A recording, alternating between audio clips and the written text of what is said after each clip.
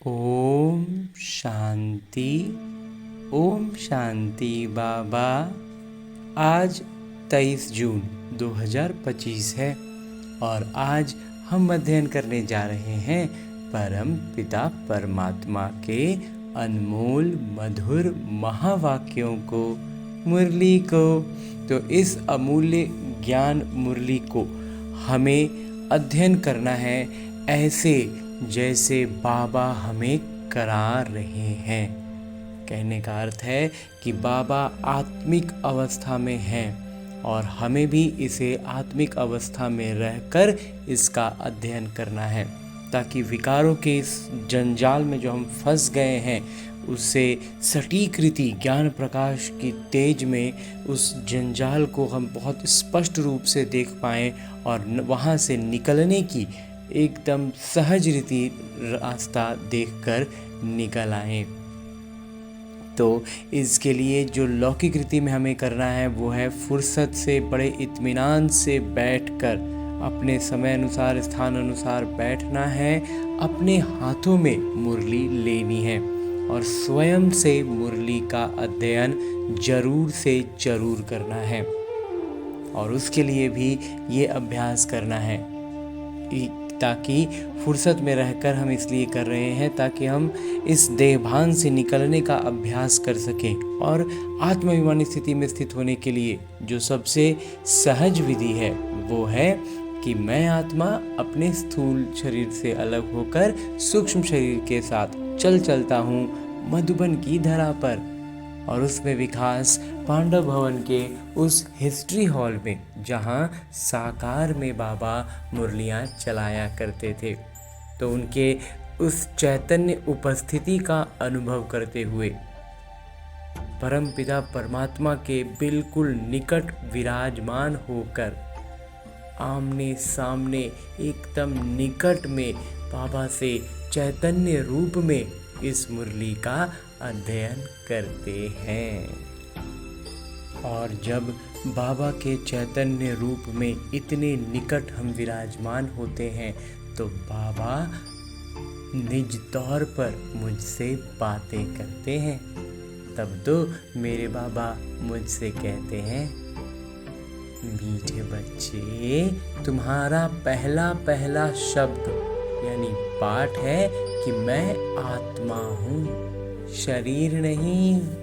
आत्माभिमानी होकर रहो तो बाबा की याद रहेगी। हाँ जी बाबा। आगे मेरे बाबा प्रश्न रूप में कहते हैं कि तुम बच्चों के पास कौन सा गुप्त खजाना है जो मनुष्यों के पास नहीं है? उत्तर बतलाते हैं मेरे बाबा, तुम्हें भगवान पिता पढ़ाते हैं। उस पढ़ाई की खुशी का गुप्त खजाना तुम्हारे पास है। तुम जानते हो हम जो पढ़ रहे हैं भविष्य अमर लोक के लिए, न कि इस मृत्यु लोक के लिए। इस मृत्यु लोक के लिए हमारी पढ़ाई नहीं है, भविष्य के अमर लोक के लिए है। तो बाबा कहते हैं सवेरे सवेरे उठकर घूमो फिरो, सिर्फ पहला पाठ याद करो तो खुशी का खजाना जमा होता जाएगा। हाँ जी बाबा। ओम शांति। बाबा बच्चों से पूछते हैं, बच्चे आत्मा अभिमानी हो बैठे हो? हाँ जी बाबा। अपने को आत्मा समझ बैठे हो? हाँ जी बाबा। हम आत्माओं को परमात्मा पढ़ा रहे हैं। बच्चों को ये स्मृति आई है हम देह नहीं आत्मा है। बच्चों को देही अभिमानी बनाने के लिए ही मेहनत करनी पड़ती है। बच्चे आत्माभिमानी रह नहीं सकते। बार बार हम भूल जाते हैं, बार बार शरीर के भान में आ जाते हैं। इसलिए बाबा कहते हैं बच्चे आत्माभिमानी स्थिति में निरंतर नहीं रह पाते हैं, घड़ी घड़ी देह अभिमान में आ जाते हैं। इसलिए बाबा पूछते हैं, आत्माभिमानी हो रहते हो? आत्माभिमानी होंगे तो बाबा की याद आएगी, अगर देह अभिमानी होंगे तो लौकिक संबंधी याद आएंगे। पहले ये शब्द याद रखना पड़े, हम आत्मा हैं, मुझ आत्मा में ही 84 जन्मों का किरदार भरा हुआ है। ये पक्का करना है। हम आत्मा हैं। आधा कल्प तुम देह अभिमानी हो रहे हो करके रहे। हम आधा कल्प हमारा शरीर के भान में गया है, इसीलिए बार बार उधर ही घूम जाते हैं। अभी सिर्फ संगम युग पर ही बच्चों को आत्म अभिमानी बनाया जाता है। अपने को देह समझने से बाबा याद नहीं आएंगे, इसलिए पहले पहले ये पाठ पक्का कर लो। हम आत्मा बेहद पिता के बच्चे हैं। देह के पिता को याद करना कभी सिखलाया नहीं जाता है। जो इस लौकिक जन्म के जो हमारे पिता हैं, उनको कोई सिखलाया कि उनको याद करो। जब बाबा कहते हैं मुझ पारलौकिक पिता को याद करो, आत्म अभिमानी बनो। देह अभिमानी बनने से देह के संबंध याद आएंगे। अपने को आत्मा समझ और बाबा को याद करो, यही मेहनत है। ये कौन समझा रहे हैं? हम आत्माओं के पिता, जिनको सब याद करते हैं। बाबा आइए, आकर इस दुख से मुक्त करिए। बच्चे जानते हैं इस पढ़ाई से हम भविष्य के लिए ऊंच पद पाते हैं। अभी तुम पुरुषोत्तम संगम युग पर हो। इस मृत्युलोक में अब बिल्कुल रहना नहीं है। ये हमारी पढ़ाई है ही भविष्य 21 जन्म के लिए। हम सतयुग अमर लोक के लिए पढ़ रहे हैं। अमर बाबा हमको ज्ञान सुना रहे हैं। तो यहाँ जब बैठते हो, पहले पहले अपने को आत्मा समझ बाबा की याद में रहना है, तो विकर्म विनाश होंगे। जब याद में, बाबा की याद में रहेंगे ना, बाबा कहते हैं तभी विकर्म विनाश होंगे। हम अभी संगम युग पर हैं। बाबा हमको पुरुषोत्तम बना रहे हैं। कहते हैं मुझे याद करो तो तुम पुरुषोत्तम बन जाएंगे। मैं आया हूँ मनुष्य से देवता बनाने। सतयुग में तुम देवता थे। अभी जानते हो कैसे सीढ़ी उतरे हैं। हमारी आत्मा में 84 जन्मों का किरदार नूंधा हुआ है। दुनिया में कोई नहीं जानते। वो भक्ति मार्ग अलग है, ये ज्ञान मार्ग अलग है। जिन आत्माओं को बाबा पढ़ाते हैं वो जाने और न जाने कोई। जिनको पढ़ाते हैं ना वही जानते हैं और कोई नहीं जान पाता। ये है गुप्त खजाना भविष्य के लिए।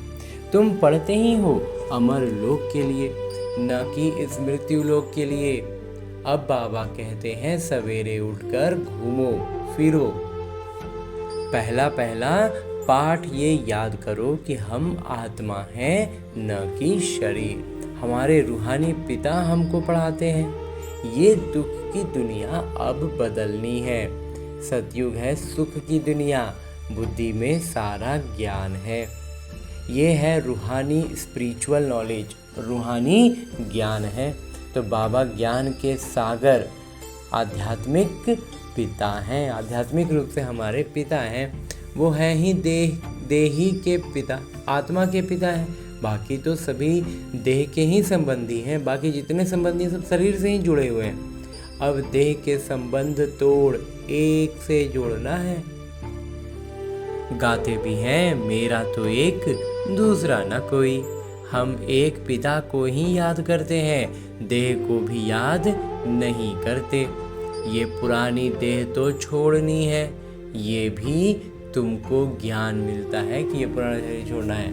ये शरीर कैसे छोड़ना है, याद करते करते शरीर छोड़ देना है। बाबा की याद में एकदम से लवलीन हो जाना है और फिर शरीर छूट जाएगा। इसलिए बाबा कहते हैं देही अभिमानी बनो। तो जितना ज़्यादा हम कम से कम अपना हिसाब किताब उलझाते हुए अपना कर्मातीत अवस्था तक पहुँचें, विकर्म विनाश करें बाबा की याद में रहकर, उतना आसानी से हमारा शरीर छूट जाएगा। इसीलिए बाबा कहते हैं देही अभिमानी यानी आत्माभिमानी बनो। अपने अंदर घोंटते रहो। बाबा बीज और वृक्ष को याद करना है। शास्त्रों में ये कल्प वृक्ष का वृतांत है। ये भी बच्चे जानते हैं। हमको ज्ञान सागर पिता पढ़ाते हैं, कोई मनुष्य नहीं पढ़ाते। ये पक्का कर लेना है। पढ़ना तो है ना। सतयुग में भी देहधारी पढ़ाते हैं, ये देहधारी नहीं है। सतयुग भी रहेगा ना तो वहाँ भी जो शिक्षा दी जाएगी, लौकिक रीति की छोटी मोटी बातों की शिक्षा दी जाएगी, तो वो सारी शिक्षा भी एक शरीरधारी देगा, लेकिन परमात्मा का कोई शरीर नहीं है। ये कहते हैं मैं पुरानी देह का आधार ले तुमको पढ़ाता हूँ। अभी बाबा क्या है, दूसरा का पुराना शरीर का आधार लिए हैं। कल्प कल्प मैं तुमको ऐसे पढ़ाता हूँ, फिर कल्प बाद भी ऐसे पढ़ाऊँगा। अब मुझे याद करो तो तुम्हारे विकर्म विनाश होंगे। मैं ही पतित पावन हूँ, मुझे ही सर्वशक्तिवान कहते हैं। परंतु माया भी कम नहीं है, वो भी शक्तिमान है। कहाँ से गिराया है? अब याद आता है ना, कितना ऊंचाई पर थे और कहाँ से कहाँ हमें पटक दिया। 84 के चक्र का भी गायन है। ये मनुष्यों की ही बात है। बहुत पूछते हैं जानवरों का क्या होगा। अरे यहाँ जानवर की बात ही नहीं, बाबा भी बच्चों से बात करते हैं। बाहर वाले तो बाबा को जानते ही नहीं, तो वो क्या बात करेंगे। कोई कहेंगे हम बाबा से मिलना चाहते हैं, अब जानते कुछ भी नहीं, बैठकर उल्टे सुल्टे प्रश्न करेंगे। 7 दिन का कोर्स करने के बाद भी पूरा कुछ समझते नहीं हैं कि ये हमारे बेहद के पिता हैं। जो पुराने भक्त हैं, जिन्होंने बहुत भक्ति की हुई है, उनकी बुद्धि में तो ज्ञान की सब बातें बैठ जाती हैं। जो बहुत अच्छे भक्ति किए ना, सच्चे मन से जिन्होंने भक्ति की है ना, उनको बातें जो है ना दिल में बैठ जाएंगी। भक्ति कम की होगी तो बुद्धि में कम बैठेगा। तुम हो सबसे ज़्यादा पुराने भक्त। गाया भी जाता है, भगवान भक्ति का फल देने के लिए आते हैं, परंतु किसी को ये थोड़े ही पता है भक्ति मार्ग और भक्ति मार्ग बिल्कुल ही अलग है। सारी दुनिया है भक्ति मार्ग में। कोटों में कोई आकर ये पढ़ते हैं। समझानी तो बहुत मीठी, बाबा समझाते तो बहुत मीठे से हैं। 84 जन्मों का चक्र भी मनुष्य ही जानेंगे ना। तुम पहले कुछ भी नहीं जानते थे, शिव को भी नहीं जानते थे। तो शिव बाबा कहते थे, शिव कहते थे, शिव शंकर कह देते थे, उनको मिला देते थे। तो मतलब वास्तविक अर्थ में उनको समझते ही नहीं थे, जानते ही, उनका परिचय ही हमारे पास नहीं था। शिव के मंदिर कितने ढेर हैं, शिव की पूजा करते, जल ढालते, शिवाय नमः करते। क्यों पूजते हैं कुछ पता नहीं। लक्ष्मी नारायण की पूजा क्यों करते, वो कहाँ गए कुछ पता नहीं। भारतवासी ही हैं जो अपने पूज्य को बिल्कुल जानते नहीं। क्रिश्चियन जानते हैं क्राइस्ट फलाने संवत में आया, आकर स्थापना की। शिव बाबा को कोई भी नहीं जानते। पतित पावन भी शिव को ही कहते हैं, वहीं ऊंचते ऊंच है ना, उनकी सबसे ज़्यादा सेवा करते हैं। सर्व के सद्गति दाता हैं। तुमको देखो कैसे पढ़ाते हैं। बाबा को बिल्कुल बुलाते भी हैं कि आकर पावन बनाइए। बाबा को बुलाते हैं क्यों हैं कि आइए और हमें पावन बनाकर ले चलिए। तो मंदिर में कितनी पूजा करते हैं, कितनी धूमधाम, कितना खर्चा करते हैं। श्रीनाथ के मंदिर में, जगन्नाथ के मंदिर में जाकर देखो, है तो एक ही जगन्नाथ, जगत के नाथ के पास चावल का हंडा चढ़ाते हैं। श्रीनाथ पर तो बहुत माल बनाते हैं। फर्क क्यों होता है?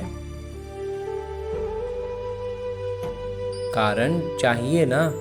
श्रीनाथ को भी काला, जगन्नाथ को भी काला कर देते हैं। कारण तो कुछ भी नहीं समझते। जगतनाथ लक्ष्मी नारायण को ही कहते हैं या राधे कृष्ण को कहेंगे? राधे कृष्ण लक्ष्मी नारायण का संबंध क्या है, ये भी कोई जानते नहीं। अभी तुम बच्चों को मालूम पड़ा है कि हम पूज्य देवता थे, फिर पुजारी बने हैं, चक्र लगाया है, अभी फिर देवता बनने के लिए हम पढ़ते हैं।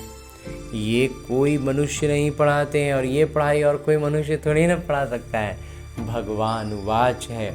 ज्ञान सागर भी भगवान को कहा जाता है। यहाँ तो भक्ति के सागर बहुत हैं, जो पतित पावन ज्ञान सागर पिता को याद करते हैं। तुम पतित बने फिर पावन जरूर बनना है। ये है ही पतित दुनिया, ये स्वर्ग नहीं है। वैकुंठ कहाँ है ये किसी को पता नहीं है।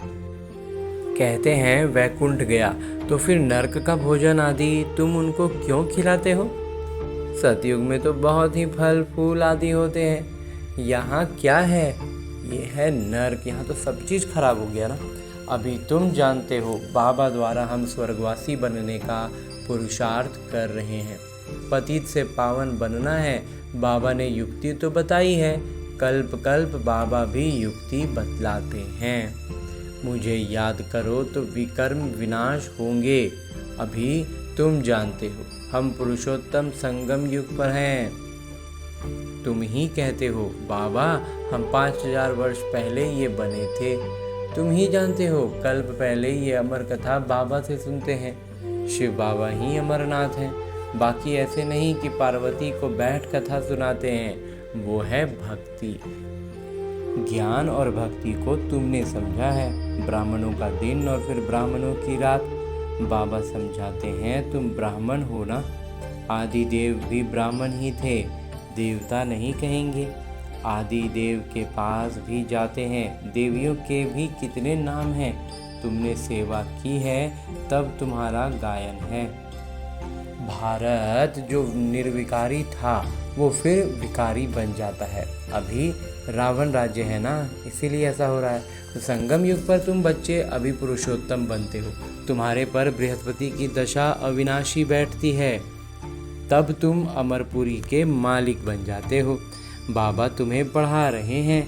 मनुष्य से देवता बनाने के लिए स्वर्ग के मालिक बनने को बृहस्पति की दशा कहा जाता है। तुम स्वर्ग अमरपुरी में तो ज़रूर आएंगे। बाकी पढ़ाई में दशाएं ऊपर नीचे होती रहती हैं, याद ही भूल जाती है। और उस सब का भी जड़ क्या है? याद ही भूल जाना। बाबा ने कहा है मुझे याद करो। गीता में भी है, भगवान वाच काम महाशत्रु है। पढ़ते भी हैं परंतु विकार को जीतते थोड़े ही हैं। भगवान ने कब कहा? 5000 वर्ष हुआ। अब फिर भगवान कहते हैं काम महाशत्रु है, इन पर जीत पानी है। ये आदि मध्य अंत दुख देने वाला है। मुख्य है काम की बात, इस पर ही पतित कहा जाता है। काम विकार में गए ना तो बाबा कहते हैं वो हो गया विकारी। तो अभी पता पड़ा है ये चक्र फिरता है। तो हम पतित बनते हैं, फिर माया आकर पावन बनाता है। ड्रामा अनुसार बाबा बार बार कहते हैं पहले पहले अल्फ की बातें याद करो। श्रीमत पर चलने से ही तुम श्रेष्ठ बनेंगे, ये भी तुम समझते हो। हम पहले श्रेष्ठ थे फिर भ्रष्ट बने। बाबा कहते हैं ये बात हमें समझ में आ गया कि हम पहले श्रेष्ठ थे अब भ्रष्ट हुए हैं, तो इसलिए हम अपनी दिशा बदलें। जो लौकिक दुनिया की आकर्षण में हम खो रहे हैं, वास्तव में वो पतितपना है, खराबी है। अब फिर श्रेष्ठ बनने का पुरुषार्थ कर रहे हैं। दैवी गुण धारण करना है, किसी को भी दुख नहीं देना है, सबको रास्ता बताते जाओ। बाबा कहते हैं मुझे याद करो तो पाप कट जाएंगे। पतित पावन तुम मुझे ही कहते हो ना। बाबा कहते हैं तुम पतित पावन हो और मुझे ही कहते हो कि ये कोई को पता नहीं कि पतित पावन कैसे आकर पावन बनाते हैं। कल्प पहले भी बाबा ने कहा था मामेकम याद करो। ये योग अग्नि है जिससे पाप दग्ध होते हैं।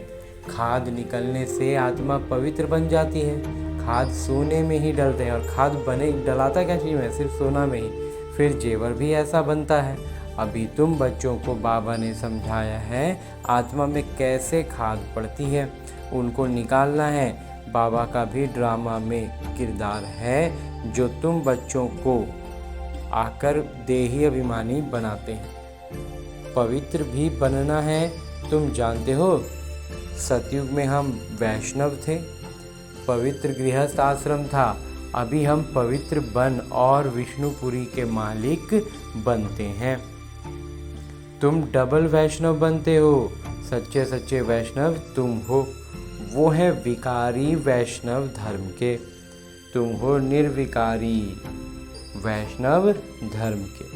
अभी एक तो बाबा को याद करते हो और ज्ञान जो बाबा में है वो तुम धारण करते हो। तुम राजाओं का राजा बनते हो, वो राजाएं बनते हैं अल्पकाल, एक जन्म के लिए। तुम्हारी राजाई है 21 पीढ़ी, अर्थात फुल एज पास करते हो, पूरा पूरा जीवन जीते हैं। वहाँ कभी अकाले मृत्यु होगी नहीं। तुम काल पर जीत पाते हो। तुम जब होता है तो समझते हो अब ये पुराना खल छोड़ लेना चाहिए। अब ये जो पुराना खल है ना, ये अब छोड़ देना चाहिए। तुमको साक्षात्कार होगा। खुशी के बाजे बजते रहते हैं। तमो प्रधान शरीर को छोड़ सतो प्रधान शरीर लेना, ये तो खुशी की बात है।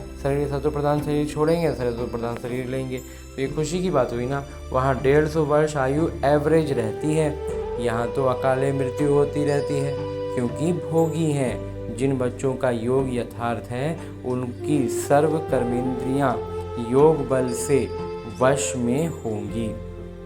योग में पूरा रहने से कर्मेंद्रियाँ शीतल हो जाती हैं, और जब पूरा योग में रहते हैं ना, तो कर्मेंद्रियाँ भी शीतल महसूस होती हैं। सतयुग में तुमको कोई भी कर्मेंद्रियाँ धोखा नहीं देती हैं। कभी ऐसे नहीं कहेंगे कर्मेंद्रियाँ वश में नहीं हैं। स्वर्ग में ऐसा हम थोड़ी कह पाएंगे, वहाँ पर पूरी तरह से बाबा कहते हैं नियंत्रण में होगा। तुम बहुत ऊंचते ऊंच पद पाते हो। इनको कहा जाता है बृहस्पति की अविनाशी दशा। वृक्षपति मनुष्य सृष्टि का बीज रूप है बाबा। बीज हैं ऊपर में, उनको याद भी ऊपर में करते हैं। आत्मा पिता को याद करती है। तुम बच्चे जानते हो बेहद के पिता हमको पढ़ाते हैं, वो आते ही हैं एक बार अमर कथा सुनाने। अमर कथा कहो, सत्यनारायण की कथा कहो, उस कथा का भी अर्थ नहीं समझते हैं। सत्यनारायण की कथा से नर से नारायण बनते हैं, अमर कथा से तुम अमर बनते हो। अमर कथा सुनेंगे तो अमर बनेंगे, सत्यनारायण की कथा पढ़ेंगे तो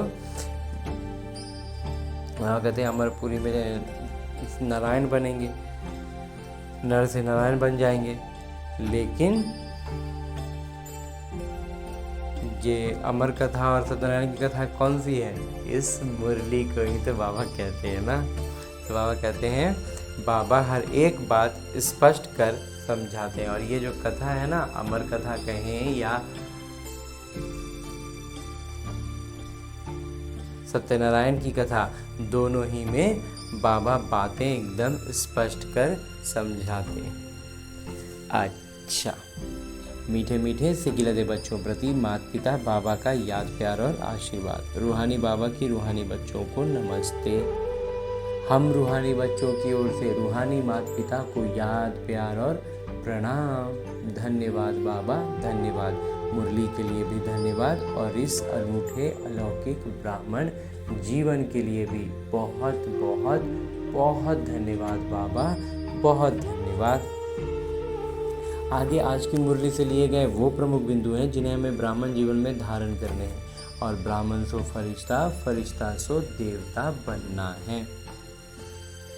और उसके लिए जो सबसे पहली बिंदु है वो है योग बल से अपनी सर्व कर्मेंद्रियों को वश में करना है। एक वृक्षपति पिता की याद में रहना है। सच्चा वैष्णव अर्थात पवित्र बनना है। दूसरा है सवेरे उठकर पहला पाठ पक्का करना है कि मैं आत्मा हूँ, शरीर नहीं।